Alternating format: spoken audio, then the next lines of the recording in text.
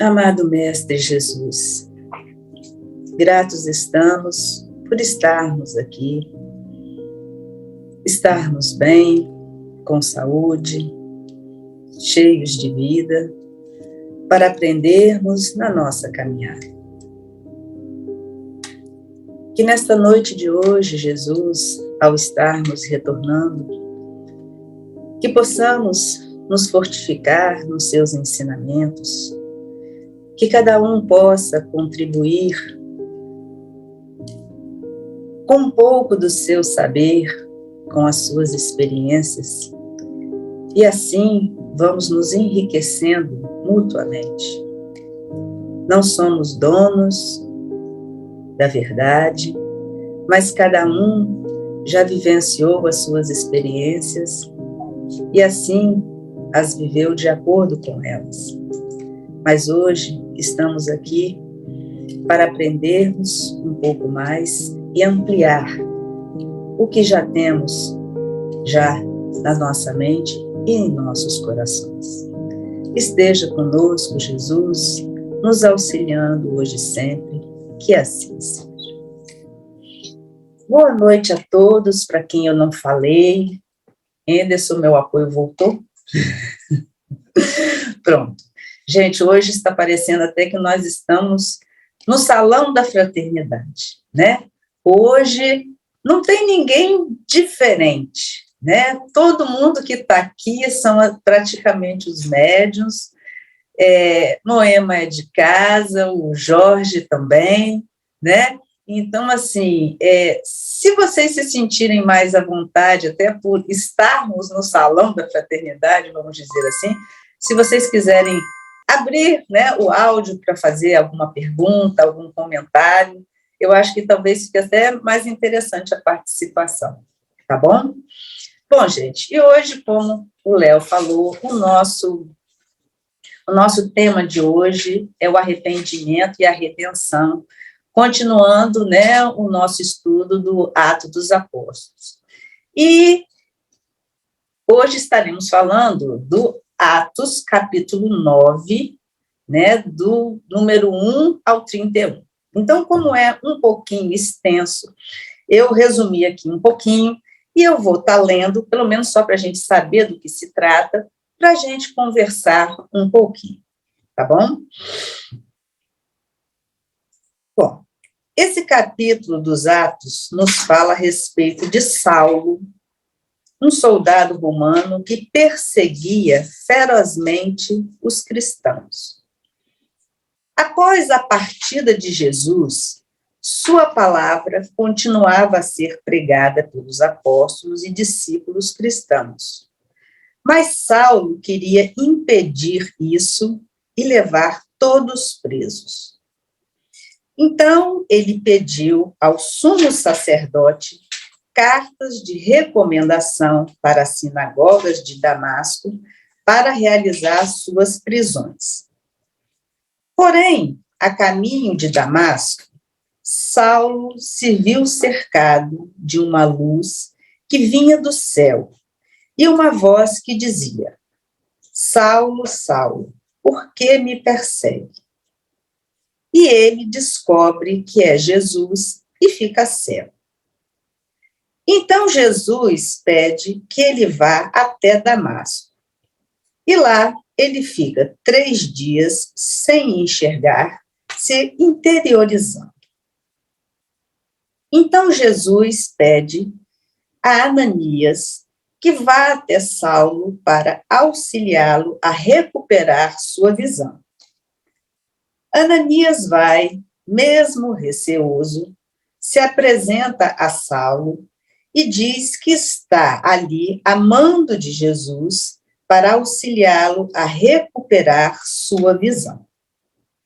Então ele lhe impôs as mãos e Saulo recuperou sua visão e foi batizado. Ele passou alguns dias em Damasco com os discípulos e logo começou a pregar nas sinagogas, deixando muitos discípulos desconfiados e os judeus querendo matá-lo. Mas Saulo foge para Jerusalém, e lá também muitos discípulos não acreditaram nele, até que Barnabé apresenta Saulo aos apóstolos e conta do encontro dele com Jesus e suas pregações em Damasco. Então, ele ficou em Jerusalém e, mais uma vez, tramaram a sua morte. E ele, então, vai para a cidade de Tarso. Bom, gente, é isso aí que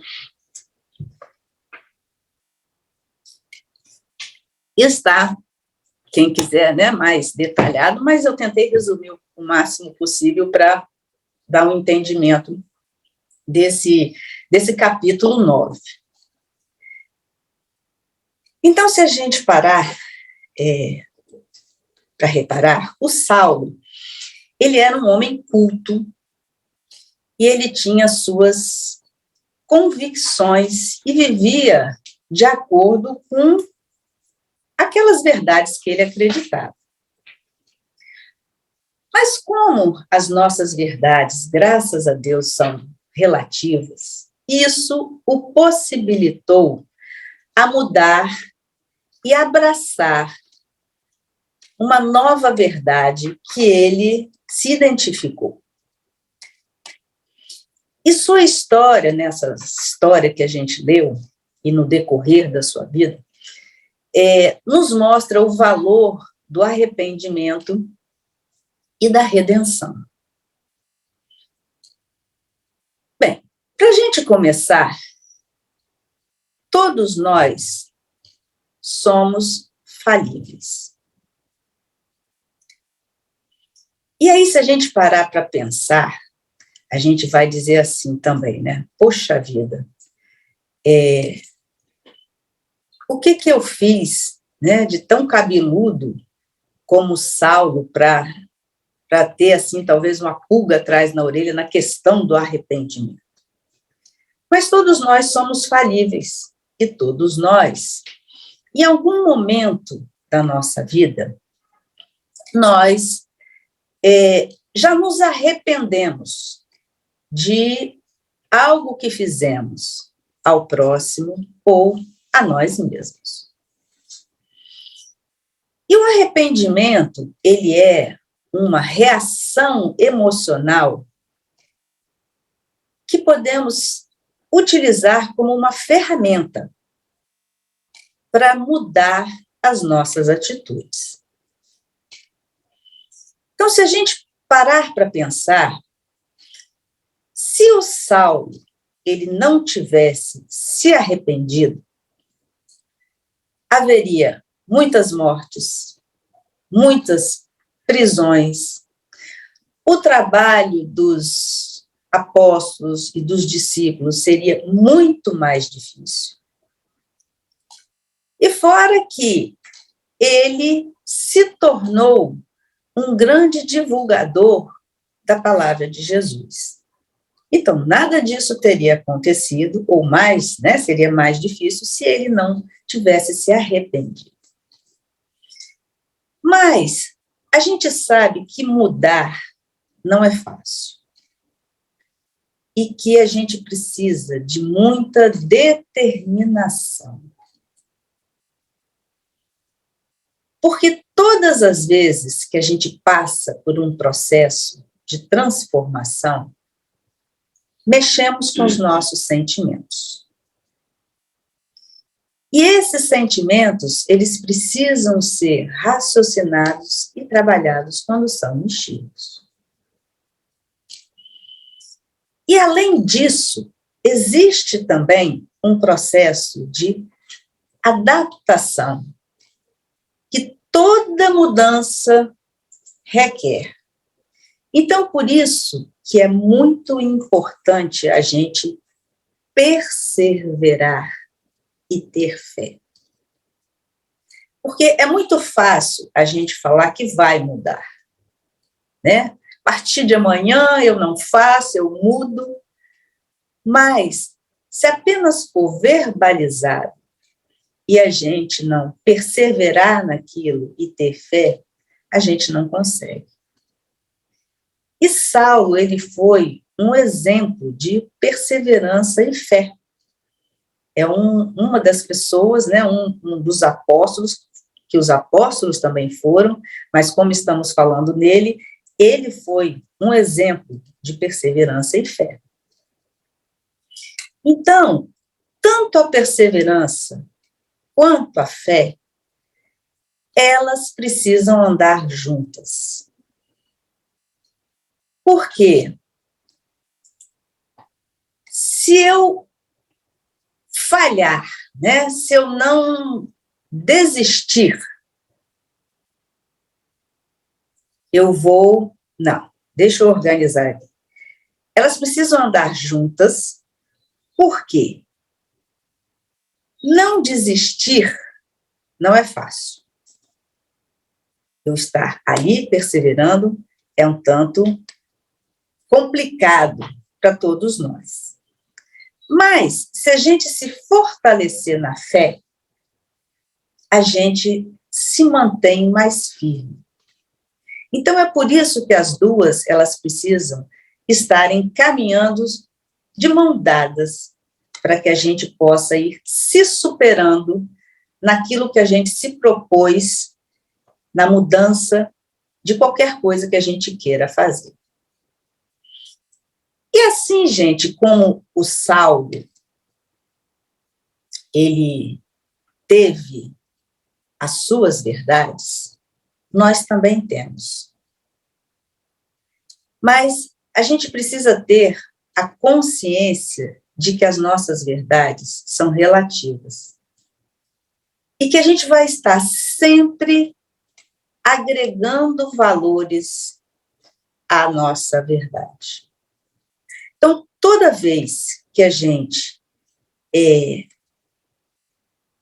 se firmar nisso, toda vez que a gente for muito categórico no que fala, em nossas posturas, a gente precisa entender que tudo nosso é muito relativo. Algumas coisas divinas nós temos mais convicções, vamos dizer assim. Mas outras tantas, a gente tem que entender que ela é relativa. E quando a gente entende isso, a gente fica aberto exatamente para poder agregar novos valores para nos enriquecer em nossas verdades.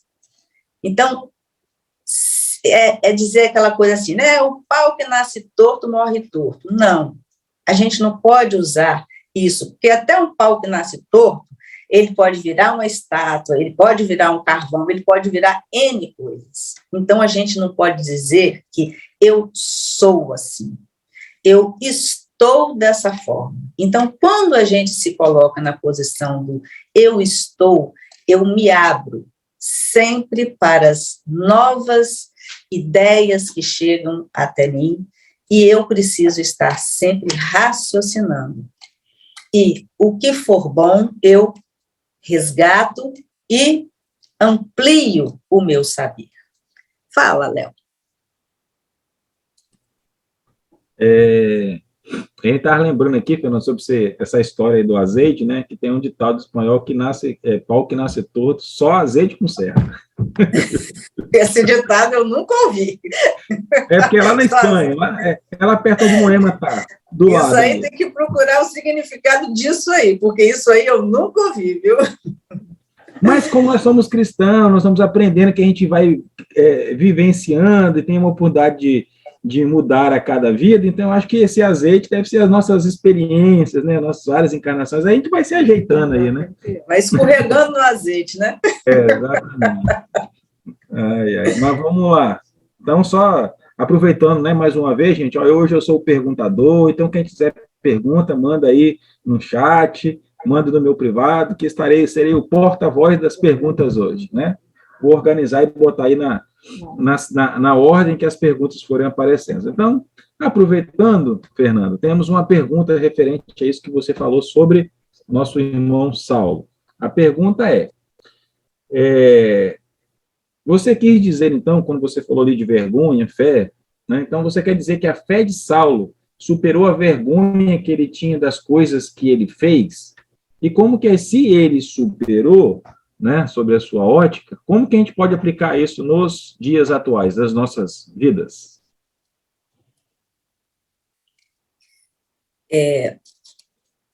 Se a gente parar para pensar, o Saulo, ele era um homem que era um perseguidor, né, assim. Então, ele era muito convicto daquilo que ele fazia. Ele era um profundo conhecedor das leis, né? Ele era um homem muito instruído. E ele era uma pessoa em que ele era, assim, um seguidor fiel. Porém, quando e quer dizer, era um seguidor e tinha fé naquilo que ele acreditava, né? Nas leis que ele acreditava. Então, quando ele se deparou, né, com tudo aquilo que Jesus trouxe, e é claro que para ele perseguir, ele também se informou do que Jesus trazia, né? Mas mal ele sabia que ele seria o escolhido, né, para ser o grande divulgador ali do que Jesus se propôs. Mas ele, dentro da fé dele, e que ele professava, quando ele se deparou com essas novas verdades, ele simplesmente, é claro que antes, a gente fala assim, né, a gente lê nesse contexto, e fala assim que parece até que ele mudou de uma hora para outra, né, e é aquela coisa, ninguém muda de uma hora para outra. Então, dentro de tudo aquilo que ele ouvia que Jesus ia trazendo, e que ele ia ouvindo, é claro que, de certa forma, alguma coisa deve ter mexido ali no seu íntimo. E aí, aquilo deve ter ficado num estado latente ali nele. E na hora em que exatamente ele teve esse encontro com Jesus e ele foi abordado, algo foi tocado nele. Não é revelado, né, mas com certeza algo foi tocado nele, em que já havia sendo trincado, né, ali dentro alguma coisa para que ele simplesmente ele aceitasse Jesus naquele momento. Então, dentro daquela aceitação que ele teve, não foi um processo fácil assim também. Porque quando ele ficou naqueles 3 dias, né, cegos, que ele perguntou a Jesus o que ele deveria fazer e ele foi para Damasco, então, quando ali naqueles 3 dias que ele ficou cego, o que ele fez? Ele simplesmente, ele parou para refletir, ele raciocinou e começou exatamente a incorporar as verdades trazidas por Jesus ao seu saber. Então, a partir daquele momento, ele se abriu. Ele se abriu e aí ele realmente, talvez vamos colocar assim, talvez ele se despiu ali de vaidades, de orgulho, e aceitou aquilo ali como uma verdade na sua vida. E pela fé que ele já possuía, ele simplesmente alimentou mais esta fé, baseado naqueles ensinamentos de Jesus. Então, como a verdade dele era uma verdade relativa, e assim como a nossa também né? E por isso que é tão importante a gente não abraçar a culpa quando a gente se equivocar, e eu acho que foi isso que fez com que ele desse prosseguimento à sua nova vida, é porque ele não abraçou a culpa. Ele simplesmente entendeu que tudo aquilo que ele fazia, né, era aquilo que ele sabia fazer. Porque se ele tivesse abraçado a culpa, talvez ele, né, nem prosseguisse. Porque tanto ele quanto nós, quando a gente fala, né, que a culpa não leva ninguém a lugar nenhum, isso é fato. Mas a culpa, quando a gente sente, ela tem lá a sua importância. Por que a culpa tem uma certa importância? Porque quando sentimos a bendita da culpa, é um sinal que algo foi mexido em nós. Então, isso serve para raciocinarmos e fazer por onde. Não abraçar essa culpa e ficar agarrada ali com ela. E foi isso que Saulo fez. Ele não abraçou essa culpa e ficou. Ele simplesmente, ele raciocinou. E através desse sentimento de culpa, ele talvez, né, tenha sido mexido nele o remorso dele ter feito aquilo que ele fez. Mas, dentro desse contexto todo, ele raciocinou, ele incorporou essas verdades do saber, né, esse novo saber na sua vida, e o que ele fez? Ele se arrependeu. Mas, só que arrepender-se não bastava. Exatamente até por ele ser uma pessoa religiosa, uma pessoa inteligente, ele sabia que arrepender-se só não bastava. Então, ele precisava fazer o quê?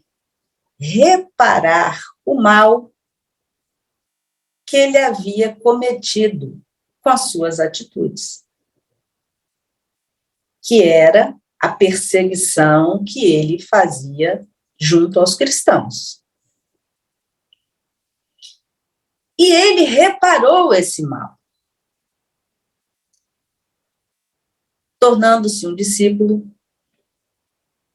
seguidor de Jesus ferrenho.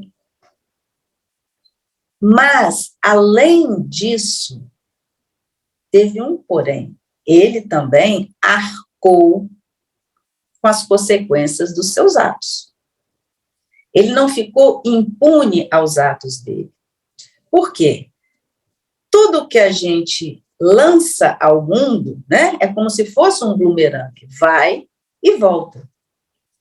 Então, ele arcou com as consequências dos atos dele quando ele sentiu o desprezo, quando ele sentiu a desconfiança, quando ele se sentiu perseguido, fazendo tudo aquilo que ele fazia, ele, de certa forma, estava colhendo, sentindo ali na pele aquilo que ele fez com aquelas pessoas.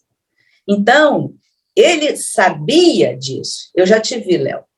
Ele sabia disso, que ele iria, por esse processo de perseguidor, né, que ele era visto, ele sabia que ele ia ter algumas coisas a enfrentar.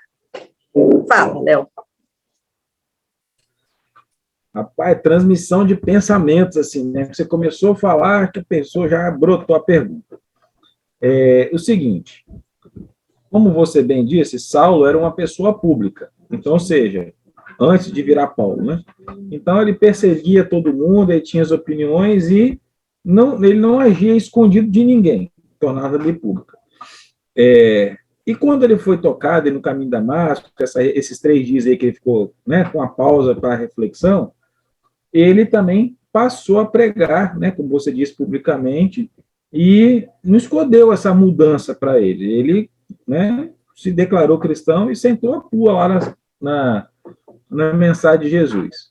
Eu tô né, dando a fantasiada aqui na pergunta. E aí, a final da pergunta é: o que nos impede de colocar nossa fé publicamente, de assumir nosso chamado como Paulo fez, inclusive arcando com as consequências, né?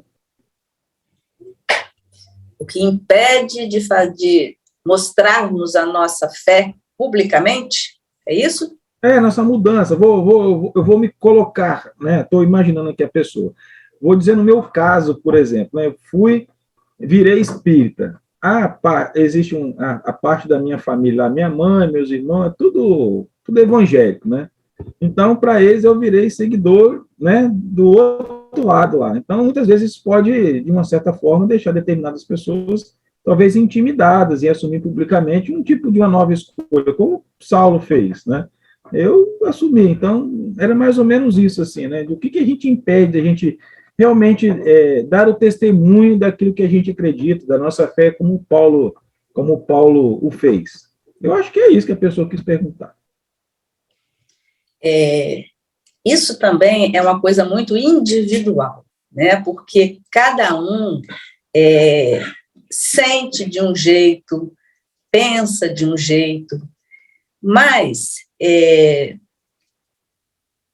eu acho que a partir do momento em que você tem uma convicção daquilo que você quer, você não deve se importar com o que o outro pensa. Se você não está fazendo mal ao outro, então por que não assumir? Então, eu acho que a gente precisa ser muito convicto do que a gente quer, de como a gente pensa, e se assumir. Porque a gente não tem que agradar ao outro. Em primeiro lugar, a gente tem que se agradar. E se eu estou me agradando e eu não estou ferindo a ninguém, então por que eu não me assumo? Entendeu? Então, às vezes falta coragem nas pessoas, as pessoas precisam começar a se bastarem. É claro que temos o convívio dentro de uma sociedade, mas as pessoas precisam se bastar, até porque nós levamos a modificação a muitos com a nossa postura. Então, se eu não sou firme naquilo que eu estou naquele momento, eu não vou passar segurança para ninguém. Então, aí eu acho que também é muito pessoal essa resposta também.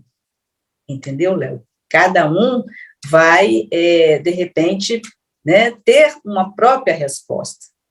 E aí eu não sei, de repente, se alguém quiser dar alguma resposta, né, que de repente não se assume, porque pode ficar à vontade, mas eu acho que a gente tem que ter firmeza de postura e convicção naquilo que a gente quer. Só um detalhe sobre essa questão de coragem. Um dia eu saí da fraternidade e aí vim ali pelo lugar que você gosta muito de frequentar, que é a Vila Rubim, né? E aí tem um sinal de perto do Extrabom ali, e aí de sábado fica geralmente é um homem, uma mulher com uma caixinha de som cantando louvores ali. Eu falei com a Iane assim, tá vendo? Esse cara é corajoso, eu não tenho coragem de fazer isso que ele faz, esse é cristão, tá vendo? Então, ou seja, tem determinados tipos de trabalho que requer coragem. Eu não tenho coragem de desafinar do jeito que eu sou, ficar embaixo do sol quente escaldante, sabe? 2, 3, 4 horas ali cantando, e muitas vezes a pessoa leva um pouquinho do que escuta, né? Uma canção como as nossas. Então, realmente, tem que ter coragem mesmo. Ou até mesmo, né, como assim a gente vê, ir ali para a Praça Costa Pereira fazer uma pregação, né? Fazer uma palestra aqui, todo mundo faz, né? Fazer dentro da fraternidade, todo mundo faz, mas vai lá botar a caixinha de som, não é assim? Ali na Praça Costa Pereira, que a gente vê muito, né? A pessoa está ali fazendo, né? Isso é coragem, isso é convicção, entendeu? Mas aí também, Léo, é uma proposta de cada um. Não é que nós não tenhamos convicção daquilo que a gente quer, não é?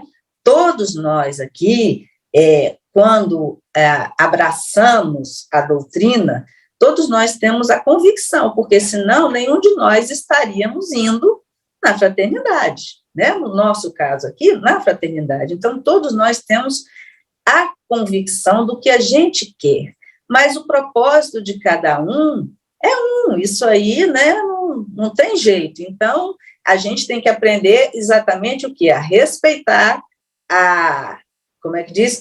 O desafinamento do outro, né, e não criticar, porque todo mundo é falível, todo mundo está dando ali o melhor, assim como todos nós estamos sempre dando o melhor, ninguém é perfeito, não é assim? Então, eu acho que aí depende muito dessa coisa do que eu falei, né, de cada um, né, naquilo que a gente quer, mas, no fundo, a gente tem que perseverar, sim, né, naquilo que a gente quer. Mas, quando eu estava falando da culpa, né, lá atrás, que a culpa, assim, é um bom sinal quando a gente tem essa culpa, porque mexe com a gente, e aí a gente pode parar para raciocinar, né, e se trabalhar. Mas, quando a gente é tocado pelo arrependimento, nós tomamos uma consciência maior de algo que fizemos equivocado. E isso é porque a lei divina, ela se manifesta em nós através da nossa consciência. E aí, quando a gente se sente dentro de um arrependimento, é porque está tocando um alerta que a gente está indo de contra essas leis divinas. Então, o arrependimento é sempre maior, né? É algo mais, digamos assim, importante que apenas uma culpa ou um remorso.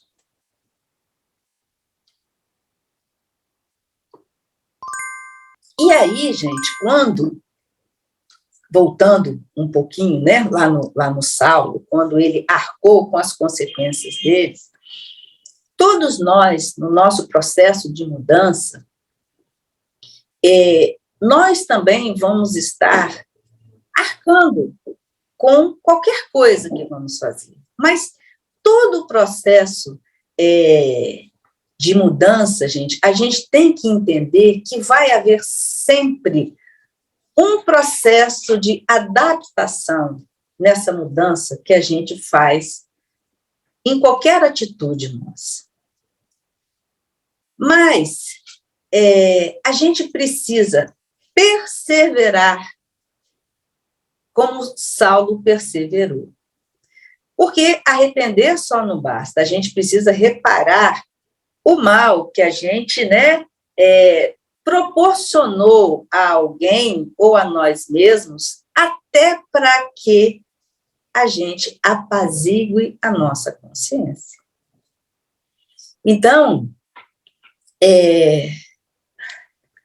toda vez que eu reparo um mal, o que acontece conosco? Eu trabalho o meu orgulho e a minha humildade. Então, eu faço algo ao outro, e quando eu me arrependo e eu quero reparar esse mal, eu vou trabalhar com uma coisa que é muito complicada na gente, que é o orgulho. E para que a gente trabalhe esse orgulho, a gente precisa trabalhar a nossa humildade. Esses dois aí andam de mãozinha dada. E aí, gente, ser humilde não é toda vez que a gente vai, né, tentar corrigir, entre aspas, assim, uma atitude nossa, nós vamos ter que ir, a nossa humildade, ela não pode ser encarada pela gente como um sinal de fraqueza, um sinal assim de que as pessoas vão abusar da gente. Não é, é simplesmente a gente estar reconhecendo o nosso equívoco. E isso não é um processo fácil, mas o arrependimento, ele requer mudança. Para que eu me arrependa verdadeiramente, eu tenho que me reparar. E esse me reparar é exatamente me reconciliar com o outro. E aí, essa história de deixar para depois, isso aí é complicado, né? Quantas vezes a gente escuta que vamos resolver as nossas pendências agora. Quanto mais rápido a gente resolver as nossas pendências, melhor para a gente. Porque isso é o quê? Isso mexe com a nossa evolução. Quanto mais rápido eu resolvo, mais eu vou me trabalhando. E aí eu vou me permitindo a evoluir. Ah, mas com quem eu precisava me reconciliar morreu. A gente tem quantas vidas aí pela frente? Não é assim? Para se reconciliar? Aí é outra história. Não é a gente dizer que a gente deixa para a próxima para a gente resolver. A gente resolve só quando acontece isso. Que o outro já se foi, então nós vamos ter uma oportunidade, sim, de trabalhar, né, esse resgate com o outro. Fala, Léo. Vamos lá. Quando você falou da trajetória de Saulo, percebe-se que ele perdeu muito prestígio com a sua mudança. Sofreu bastante, foi humilhado, preso. Será que ele, em nenhum momento ele quis desistir?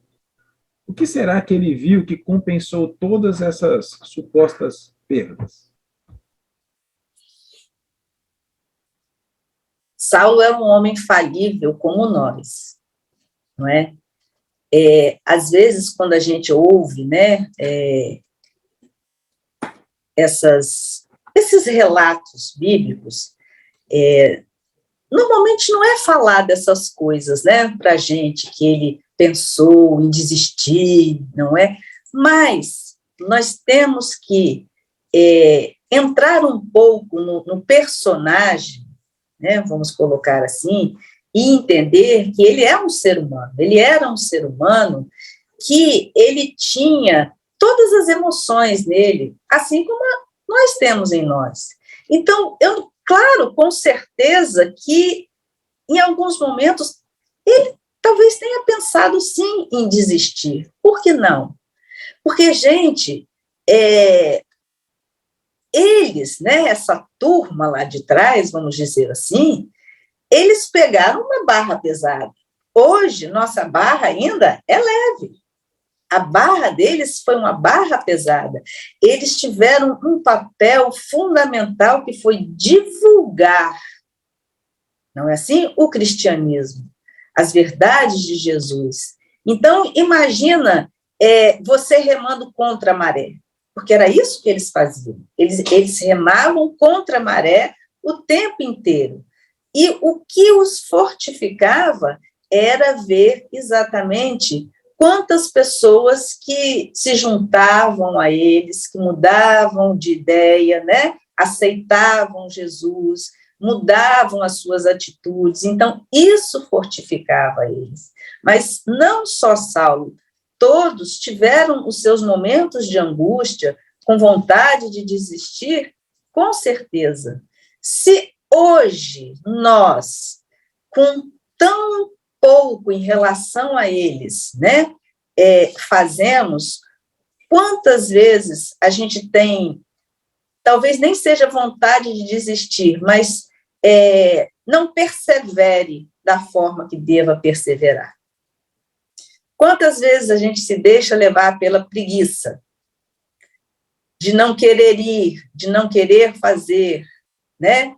De querer apenas fazer, estou bem, eu vou, não estou, mas esquecendo de que esse trabalho mediúnico que hoje nós abraçamos, que somos pequenos apóstolos, né? Nós também levamos ao outro ali aquilo que os apóstolos levaram, um pouco de esperança, um pouco de informação. Então, tudo isso a gente faz. E toda vez que a gente se abstém do trabalho, o que a gente faz? Não é? Então, perseverar é muito importante sobre todos os aspectos. E ele, com certeza, teve os seus momentos de não querer, de querer desistir, sim. Tá bom? Mais alguma coisa? Então, tá bom.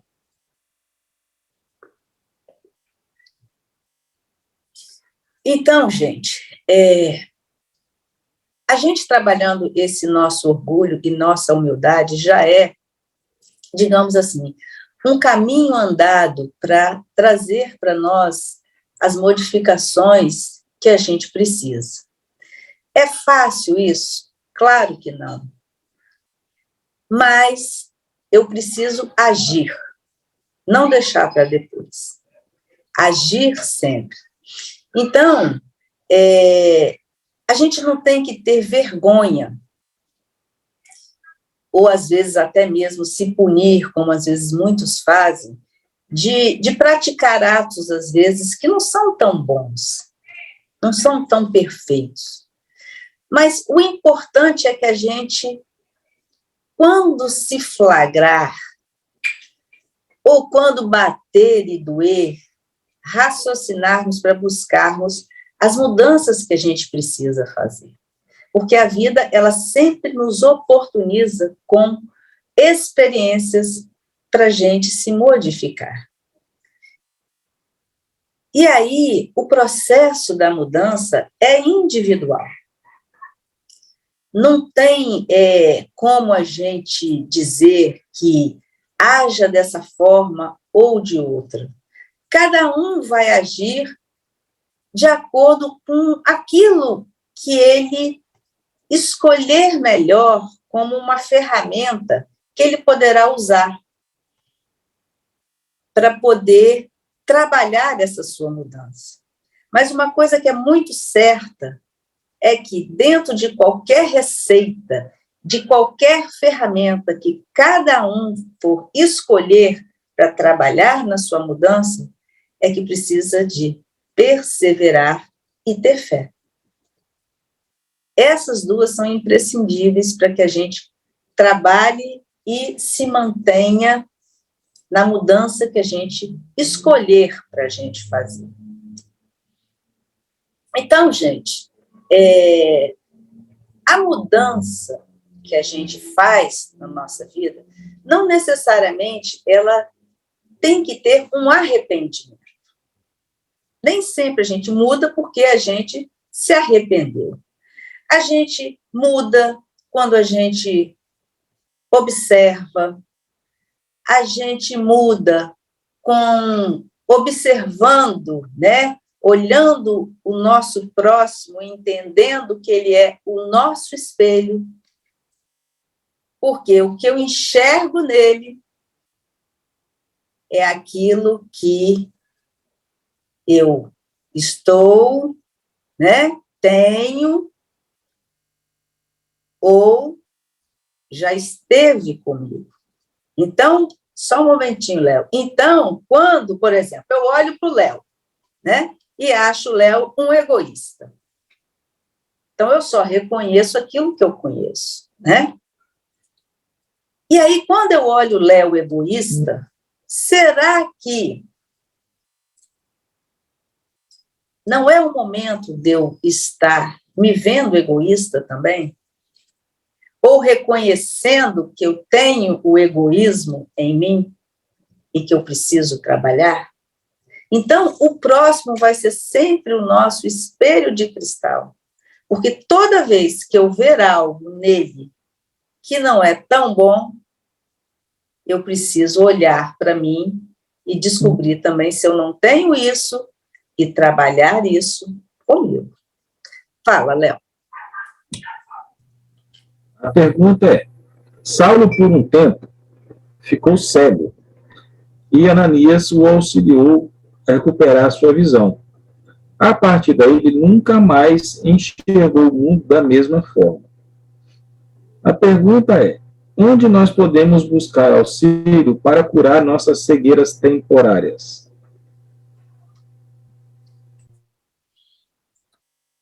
Em primeiro lugar, a vida, ela sempre nos oportuniza com experiências para a gente aprender. A vida não é madrasta, a vida sempre é nossa mãe, porque ela sempre traz aquilo que a gente precisa para poder crescer. Então, as leis divinas estão na nossa consciência. Então, toda vez que a gente faz algo e que a gente se incomoda e que dói, é porque isso foi mexido e eu preciso trabalhar. Mas sempre vai ser uma escolha minha.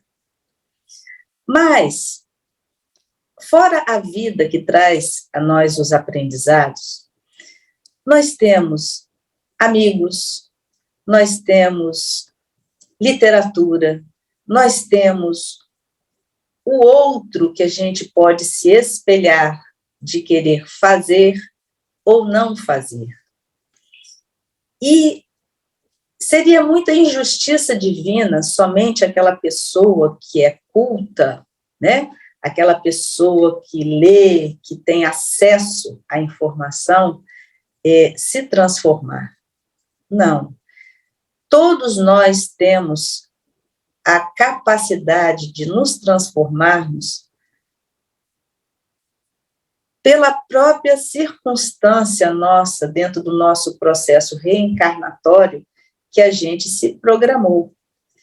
E a gente, dentro desse processo reencarnatório, nós vamos ter todas as oportunidades de ter nas nossas mãos, vamos dizer assim, as oportunidades para que a gente se transforme numa pessoa melhor.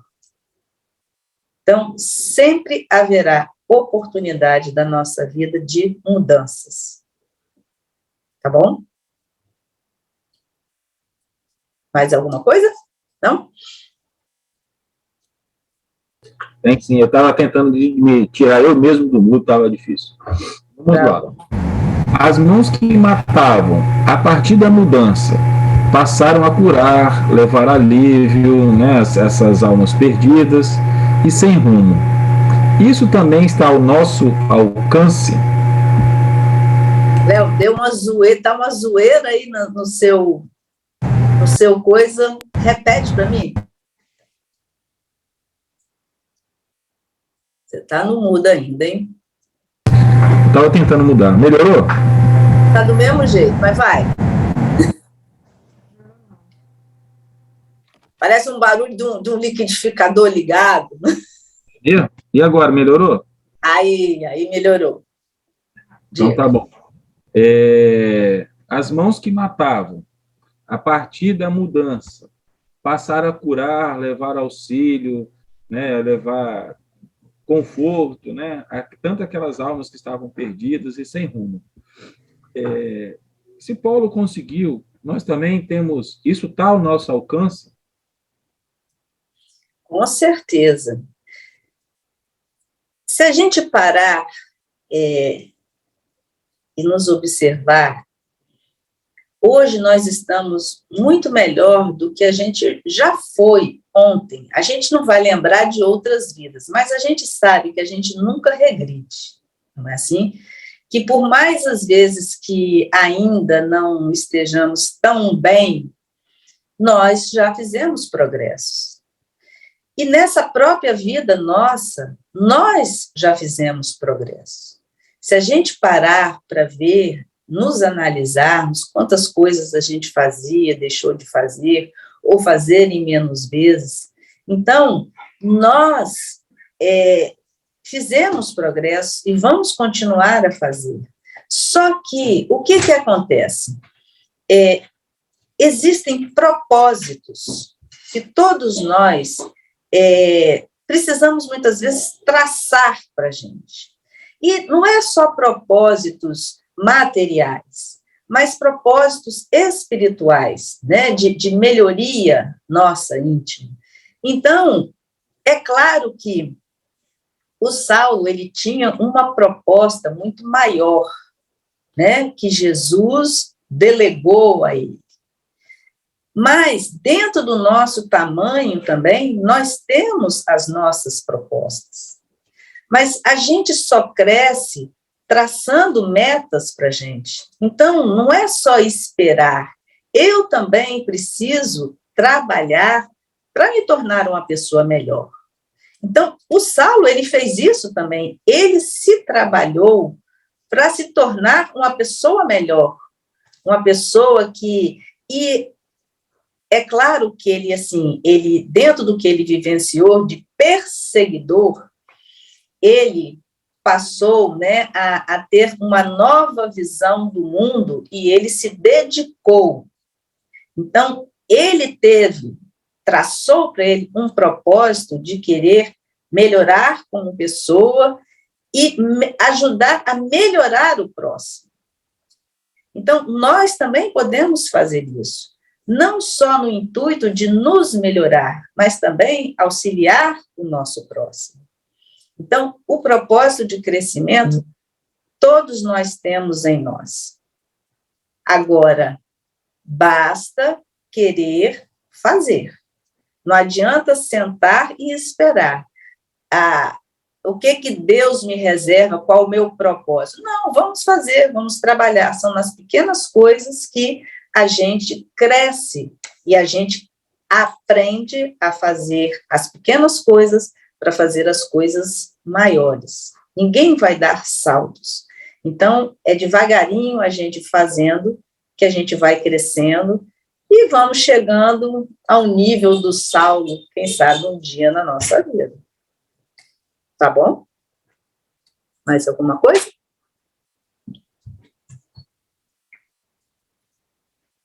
Então, gente, apesar de estarmos falando, né, o título ser o arrependimento, a gente tem muitas outras possibilidades da gente crescer, né, de fazer as mudanças para o nosso crescimento. Então, quando a gente parte para trabalhar uma mudança na nossa vida, a gente precisa entender que não é de uma hora para outra que esse processo se dá. A nossa transformação, ela é lenta, porque a gente precisa absorver as novas ideias, os novos comportamentos e repetir para que a gente possa fixar isso como uma nova verdade na nossa vida. Por quê? Nós somos portadores de muitas viciações. E essas viciações, elas se tornam, vamos dizer assim, viciações, porque repetimos e acreditamos nela. Então, como a gente repete sempre isso, a gente, né, está sempre repetindo, abraçando velhos atos nossos. Então, quando a gente quer mudar algum hábito desse, não é de uma hora para outra. Então, às vezes, a gente se frustra, né? Não persevera, porque cai, escorrega. Mas, gente, todo o processo, ele precisa ser repetitivo para que a gente aprenda. Então, nós não vamos subir a escada do primeiro até o último degrau de vez. Nós vamos ter que escalar cada degrau para podermos chegar no último. Então, nós temos que nos fixar em cada degrau para poder ter um conhecimento maior quando a gente chegar lá no último. Fala, Anderson. Boa noite, para quem não dei boa noite ainda. Vocês estão me ouvindo bem? Sim. Meu computador está dando uns problemas aqui, pode ser que trave na hora que estiver falando. Eu estava lendo essa passagem hoje na parte da tarde, né? E eu tive algumas reflexões a respeito dela, né? Principalmente da decisão que o Saulo teve para a vida dele, né? A primeira que eu assim tive para mim é porque o Saulo ele era um perseguidor, né? Ele perseguia os cristãos. Então, no meu entendimento, muitas vezes você começa a se incomodar com aquilo que, de certa forma, você está procurando, né? E naquele momento que foi dada a oportunidade ao Saulo dele conhecer um pouco mais sobre os ensinamentos do Cristo, ele aceitou aquilo, não vamos falar de imediato, mas ele aceitou aquilo, né, como uma proposta de vida, e ele não se preocupou muito com o ônus daquilo, né? Ele sabia que ele sairia da zona de conforto dele, ele era um funcionário do Estado, né, se não me engano, né? Ele tinha possivelmente um bom salário, uma boa situação financeira, uma boa reputação, e ele preferiu sair daquela zona de conforto dele para buscar aquilo novo para a vida dele, né? Então, ele aceitou também todo o sacrifício que aquilo poderia trazer, todo o ataque à reputação dele, né, que ele poderia ter naquela época, e sobretudo, ele fez aquilo por ele, né? Ele fez aquilo que ele acreditava. Então, eu achei muito interessante essa passagem, porque muitas vezes a vida também nos dá essa oportunidade e nos traz justamente aquilo que nos incomoda, né? O Saulo tinha aquele incômodo com os cristãos, com os ensinamentos do cristão, até o momento que ele se permitiu conhecer. E muitas vezes a gente tem muito isso na nossa vida também, né? A gente às vezes faz julgamentos de pessoas que, de uma hora para outra, decide abraçar a religião, por exemplo, fazer um trabalho de caridade. Aí a gente diz que aquele sujeito foi seduzido por um fanatismo religioso, ou fizeram uma lavagem cerebral nele, né? Eu acho que também muitas vezes falta empatia da gente em entender essas situações e muita coragem também de assumir muitas vezes aquilo que nos incomoda. Obrigado. Se assumir não é fácil, né? Assim, como diz outras, às vezes precisa ter muito peito para poder se assumir, né? Mas é aquilo que eu disse, a gente precisa ter a convicção daquilo que a gente quer, porque naquele momento é aquela verdade que a gente tem. Então, a gente abraça aquela verdade e segue, né? Então, isso aí, e ainda bem que ele fez isso, né? E ele arcou com todas as consequências dessa verdade, né, nova que ele colocou na vida dele. Mas Deus também, ele nos dá muitas ferramentas para a gente crescer. E ferramentas diferentes, porque somos indivíduos diferentes, né? E cada um vai utilizar a ferramenta que melhor se adaptar a ela.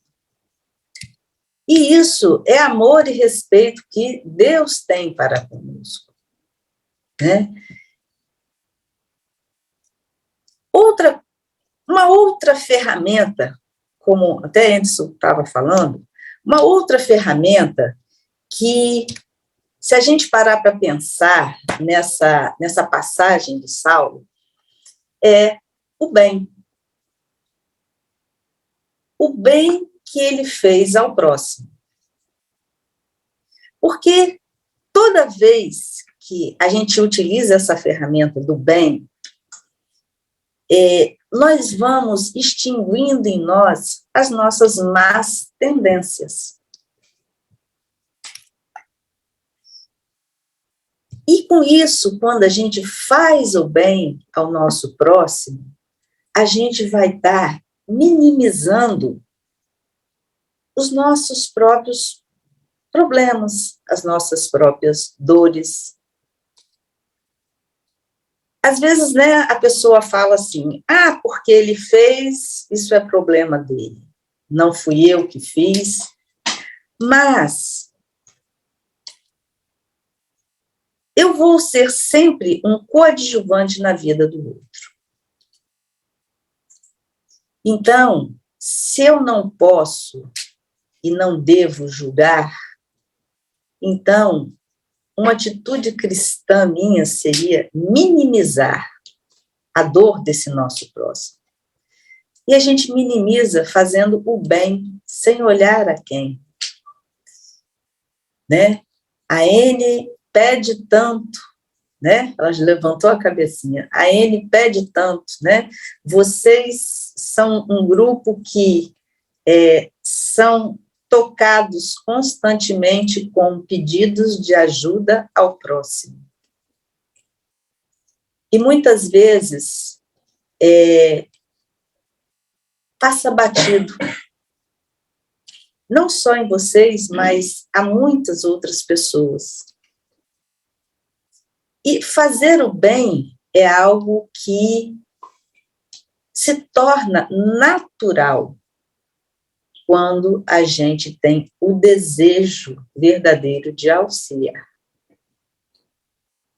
É claro que, às vezes, em muitas situações, eu não posso dispor, não é? Financeiramente. Mas se é um pedido que, às vezes, se tem, fulano precisa de uma cadeira de rodas, eu não posso contribuir, a mimosa da N, né? Eu não posso contribuir.